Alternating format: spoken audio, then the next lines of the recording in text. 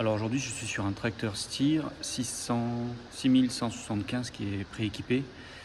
Et donc je vais vous montrer comment on installe un kit CR12 RS1 sur un tracteur prééquipé de chez Steyr. Donc c'est exactement la même chose que sur les tracteurs Caz et New Holland de dernière génération depuis 2018, quoi. Voilà. Allez, c'est parti. Alors dans les colis, on va trouver bien sûr la CR12, l'antenne RS1, voilà, qu'on va fixer sur le toit, et une petite antenne GSM qui permet d'avoir internet et du coup le RTK, le support à distance et tout ça dans le système. Et ensuite notre kit spécifique pour le tracteur Steyr, le support d'antenne qui va se fixer sur le toit, sur le support d'origine. Ensuite on a un petit bout de câble ici qui me permet de brancher l'antenne RS1 sur le connecteur du toit du tracteur d'origine et le câble de la console donc qui va se brancher sur la prise ISO en cabine et à l'autre bout sur notre console. Donc on vient mettre le support d'antenne en dessous de la RS1. Ici on a la trappe qui permet d'insérer une carte SIM, 2 cartes SIM même si on veut, pour que le modem interne ait accès à internet. Et voilà, donc support antenne installé.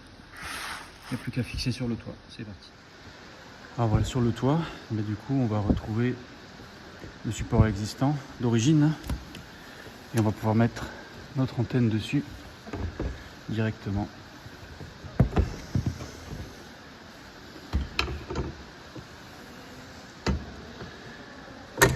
Tac.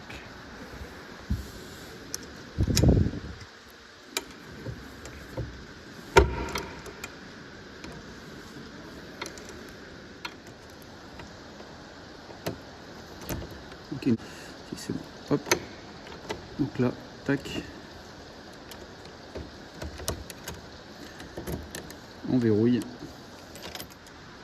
Donc maintenant il ne reste plus qu'à brancher mon câble. Donc là ça c'est les 2 connecteurs qui arrivent de l'intérieur du toit. On va pouvoir, c'est là où normalement ça permet de brancher directement l'antenne d'origine constructeur. Et maintenant on a un petit câble d'adaptation qui va se brancher sur ces 2 connecteurs et qui va se brancher sur la RS1 ici.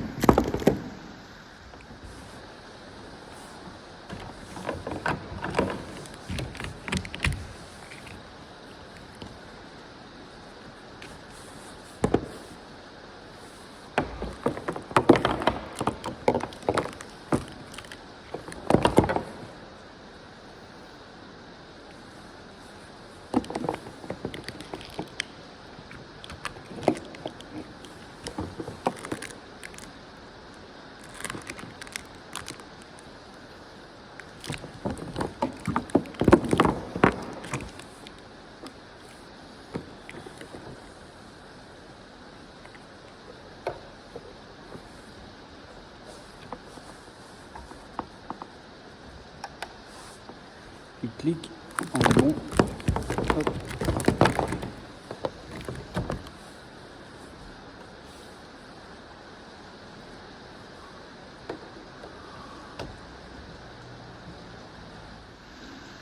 Et voilà, donc antenne montée et branchée sur le toit d'origine. Alors dans la cabine, là on va faire simple. De toute façon, il n'y a pas plus simple. On va le mettre sur le support ici qui est prévu d'origine, qu'on pourrait éventuellement déplacer en avant, en arrière. Donc on va mettre directement la plaque à l'arrière de la console CR12. Voilà, comme c'est un montage qui ne bougera pas de ce tracteur là, donc on met en définitif. Voilà.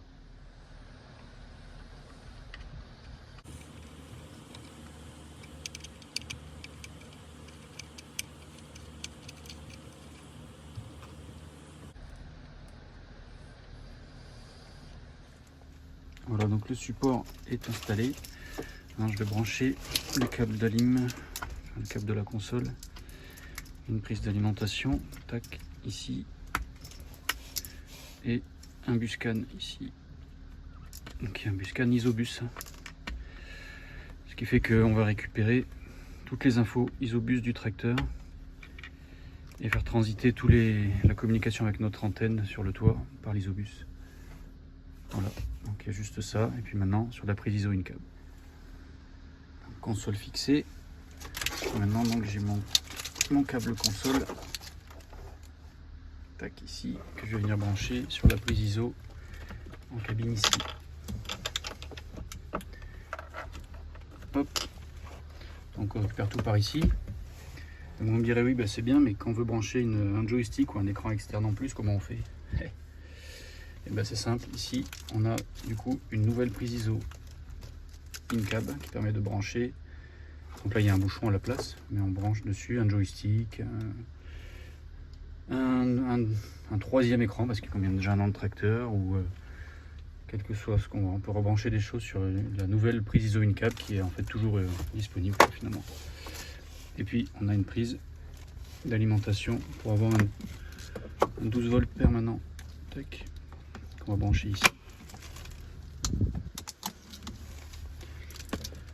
Bon, après il faudrait que j'attache ça plus joli, mais voilà le principe. Voilà, très rapide. Et voilà, c'est fini. Voilà, donc j'ai commencé vers quoi, 9h, 9h15, il est 9h45, voilà, une demi-heure, on a posé, et encore j'ai pris mon temps, hein, parce que je le fais pas tous les jours, donc on a posé l'antenne sur le toit, la console en cabine, tout en Isobus, voilà, montage impeccable. Alors bon, il faudrait fignoler des trucs, hein, bien sûr, parce que là c'est juste pour vous montrer comment on fait. Mais c'est ultra simple quoi. Après la calibration il y en a pour allez, 10 minutes. Donc en moins d'une heure on a un tracteur qui est prêt à faire du guidage. Et voilà. Voilà, donc on allume tout le monde. Donc bien sûr la CR12 s'allume avec le tracteur. Hein. Ouais, j'ai l'essuie-glace là qui tourne, je sais pas comment l'éteindre, je vais le trouver après. Donc la première chose à faire là, on se retrouve avec deux écrans Isobus dans le même tracteur, donc très important. Vous voyez UT1, il faut que chaque écran ait un numéro différent. Sinon les outils Isobus qui vont se brancher dessus, ils vont pas savoir où s'afficher vu que les deux ont le même numéro, donc ça va faire des bugs et des erreurs et des machins. Donc il faut commencer par changer le numéro dans un des deux écrans. On va faire ça dans la CR12, ce sera le plus logique. Voilà, j'ai un écran complètement vierge, hein, donc j'ai pas de carte de fond, j'ai pas de parcelle, j'ai rien. On s'en fout un peu. Alors on va changer, comme je vous disais, le numéro d'écran Isobus. Paramètres, Isobus, UT. Et on va changer, on va se mettre en numéro 2. Comme ça, tout le monde est content et il n'y a pas de problème. Voilà, donc maintenant que j'ai paramétré mes écrans Isobus, donc là, sur le tracteur, il n'y a rien. Et sur la CR12, c'est en train de charger le menu, les deux menus de l'antenne, donc le modem et le contrôleur de guidage avec le récepteur GPS. Alors dans l'écran du tracteur, si on veut changer le numéro d'Isobus, c'est simple, dans les paramètres ici, configuration, VT, et là on a bien le numéro du VT, numéro 1. Après il y a d'autres paramètres, bon là je ne saurais pas vous dire ce qu'il faut mettre, mais par défaut ça a l'air pas mal. VT actif, numéro 1, et on a notre CR12 qui est en numéro 2. Voilà. Donc là maintenant c'est fini de charger. Donc vous voyez là, j'ai mes deux menus, donc la petite grenouille qui saute là, ça c'est le modem, et au-dessus c'est le contrôleur de guidage avec le récepteur GPS. Donc bon, admettons je vais voir celui-là, donc ça s'affiche dans la page Isobus tout ça. C'est le gros avantage de l'antenne RSA, c'est qu'elle est Isobus. Donc là comme j'ai plusieurs VT là, comme j'ai plusieurs écrans Isobus dans mon tracteur, j'ai ce bouton là qui me permet d'envoyer l'affichage sur l'autre écran. Donc si je fais ça ici, il va me dire voulez-vous le faire? Oui, je veux le faire. Et ici, on va attendre un peu et ça va charger l'écran Isobus. On voit que c'est en train de charger ici. Là. Ça veut dire que c'est en train de charger toutes les données de l'écran, de l'affichage que je viens de transférer. Donc ça peut prendre quelques minutes, mais une fois que c'est fait, ça le fait qu'une fois, quoi. Voilà. Tac. Donc déjà, on a le tracteur ECU qui va s'afficher là-dedans. Alors, il doit y avoir des choses, mais bon, ça n'a rien à voir avec Raven, hein, mais c'est ça, c'est géré par le tracteur. Et ici, si on attend un petit peu, on va retrouver notre écran, notre UT du modem de l'antenne.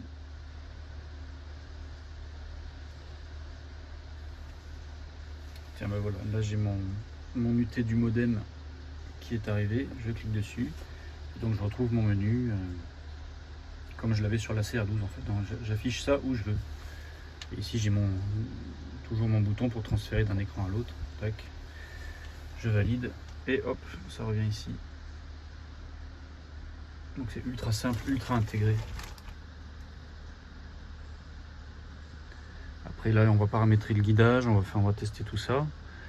Et donc bien sûr, comme c'est un tracteur prééquipé, ben, vous avez un bouton pour enclencher le guidage ici. Donc on va réutiliser bien sûr.